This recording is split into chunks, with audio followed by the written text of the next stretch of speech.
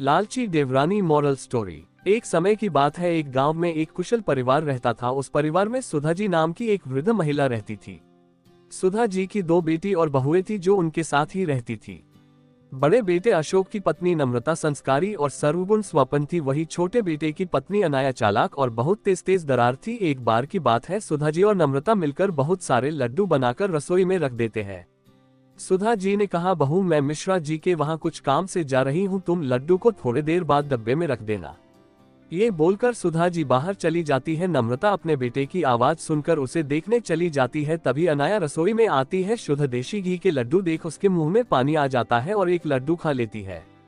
अनाया ने कहा, वाह, इतने इतने स्वादिष्ट लड्डू मैंने कभी नहीं खाए।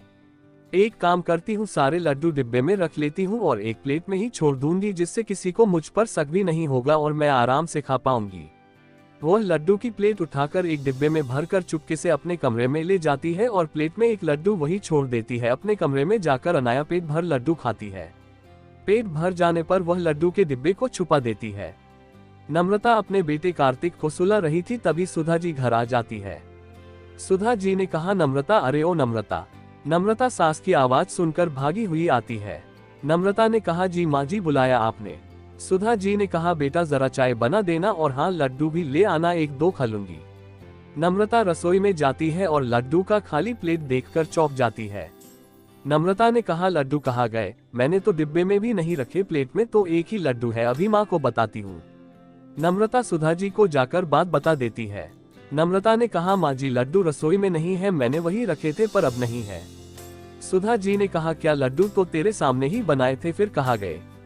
नम्रता ने कहा, पता नहीं माँ जी, कार्तिक रो रहा था तो मैं कार्तिक के पास चली गई, उसे सुलाकर अभी आपकी आवाज सुनकर आ रही हूँ। सुधा जी रसोई में जाती है। अनाया लड्डू से भरा मुंह जल्दी जल्दी साफ करती है और रसोई में आती है। अनाया ने कहा, क्या हुआ मम्मी जी, आप गुस्से में क्यों हो? सुधा जी ने कहा, बहू यहाँ लड्डू के प्लेट रखे थे, अब देखो इसमें एक भी लड्डू नहीं, पता नहीं कौन खा गया, शुद्ध घी के लड्डू थे। तभी अशोक और राहुल भी आ जाते हैं और रसोई से लोगों की बातों को देख दोनों रसोई की ओर जाते हैं। अशोक अपने माँ से मजाक में कहता है। अशोक ने कहा, क्या हुआ माँ, क्या हुआ माँ, किस गहन विषय पर चिंतन चल रहा है? सुधा जी ने कहा, अरे देखो ना बेटा, शुद्ध घी के लड्डू बनाए थे, पता नहीं कौन खा गया, अब इसमें एक भी नहीं है। अनाया ने कहा, आपके बाहर जाने के बाद तो नम्रता दीदी ही ना थी रसोई में, शायद कहीं उन्होंने ही। नम्रता ने कहा, अनाया ये क्या बोल रही हो तुम, मैं कार्तिक के पास थी। सुधा जी और घर के सभी सदस्य अनाया की बात पर विश्वास कर लेते हैं और नम्रता के खिलाफ हो जाते हैं। सभी नम्रता को खूब सुनाते हैं तो वो रोने लगती है। अनाया बहुत खुश होती है, वो खुद से कहती है, इन लोगों को बेवकूफ बनाना कितना आसान है। कुछ दिन बाद सुधा जी काजू और बादाम खरीद कर लाती है और नम्रता को संभाल कर रख देने के लिए कहती है। सुधा जी ये कहकर वह से चली जाती है।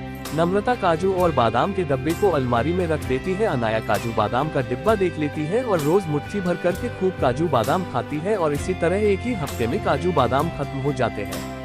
सुधा जी ने कहा, अरे नम्रता, तुझे काजू बादाम लेकर दिए थे, तू तो दिखा भी नहीं रही कि कहाँ रख दिए, हमें भी दिखा दे, हम भी दर्शन कर लेंगे या मंदिर में रखकर पूजा करेगी तू? नम्रता ने कहा, जी माँ जी, अलमारी में रखे हैं, अभी लेकर आती हूँ।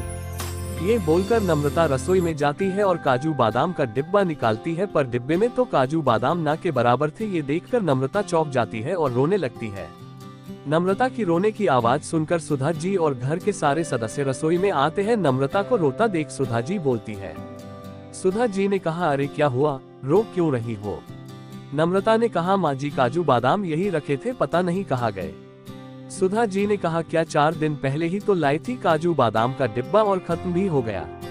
अनाया अपनी चोरी छुपाने के लिए फिर नम्रता पर इल्जाम लगा देती है और कहती है।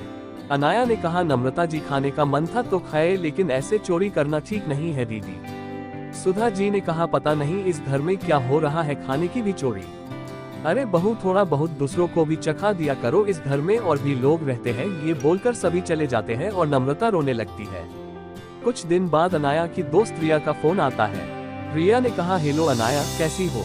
अनाया ने कहा, मैं ठीक हूँ, और तुम बताओ, इतने दिनों बाद कॉल किया। रिया ने कहा, घर के काम में ना बिजी रहती हूँ, चलो ना हम दोनों कल मिलते हैं, शॉपिंग करेंगे, खाएंगे पिएंगे।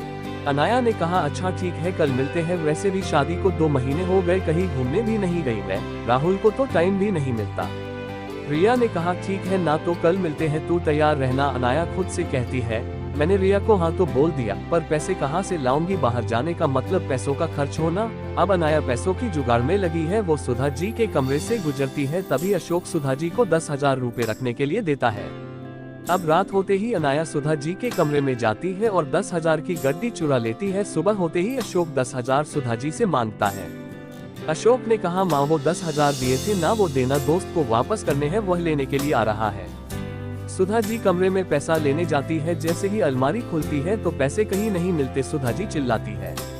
चिल्लाने की आवाज सुनकर सुधा जी के सभी सदस्य सुधा जी के कमरे में जाते हैं।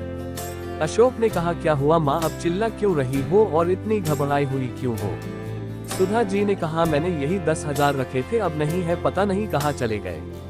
अशोक ने कहा नहीं है मतलब? माँ वो पैसे मेरे दोस्त के थे, वो आने वाला है, मैं कहाँ से लाकर दूंगा उसे।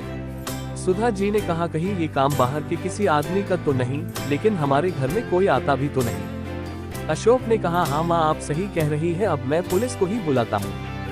सुधा जी ने कहा हाँ यही ठीक रहेगा, हमारे घर में कुछ ना कुछ चोरी हो रहा है, अब ये पैसे भी चले गए। तू बुला ले बेटा पुलिस को। पुलिस का नाम सुनते ही अनाया घबरा जाती है। अशोक का दोस्त पैसे लेने आता है, ये देखकर नम्रता जल्दी से अपने कमरे में जाती है और अपने बचाए हुए पैसे लाकर अशोक को दे देती है। नम्रता के पास 10,000 देखकर सब लोग नम्रता पर शक करने लगते हैं। सुधा जी ने कहा ये पैसे कहाँ से आए तुम्हारे पास बहू? नम्रता ने कहा माँ जी ये हमारे बचत किए हुए पैसे हैं। सुधा जी ने कहा बचत किए हुए या फिर चुराए हुए, देख बहू सच बता दे। अनाया की जान में जान आती है, वो भी नम्रता को कहने लगती है। अनाया ने कहा नम्रता दी अब इसकी भी चोरी की हद हो गई, अपने ही घर में चोरी दीदी, आपको ये बातें शोभा नहीं देती। तभी पुलिस आ जाती है। पुलिस को देख अनाया घबरा जाती है। पुलिस नम्रता से पूछताछ करती है और नम्रता बेगुनाह साबित होती है। फिर पुलिस जब घर में एक कमरे की तलाशी लेती है, अनाया पूरी तरह से घबरा जाती है क्योंकि अब पुलिस अनाया की कमरे की तलाशी ले रही है। पुलिस को नोट की गड्डी अलमारी में कपड़े के नीचे रखे मिल जाती है, साथ में काजू बादाम का डिब्बा और 1-2 लड्डू भी। सब चौंक जाते हैं। अनाया फुट फुट कर रोने लगती है। अनाया ने कहा माफ कर दीजिए मुझसे गलती हो गई, माफ कर दीजिए। सुधा जी ने कहा सब कुछ तुमने चुराया और मेरी बहू नम्रता को दोषी बनाया। अनाया रोने लगती है और नम्रता से भी माफी मांगती है। नम्रता ने कहा कोई बात नहीं अनाया, तुम्हें इस घर में चोरी करने की कोई जरूरत नहीं है, तुम्हें कुछ भी चाहिए तो तुम हम सबसे कह सकती हो, तुम्हारी एक गलती ने तुम्हें कितनी बड़ी मुसीबत में डाल दिया था। अनाया ने कहा मैं आप सब से माफी मांगती हूँ, आगे से ऐसा कभी नहीं करूँगी।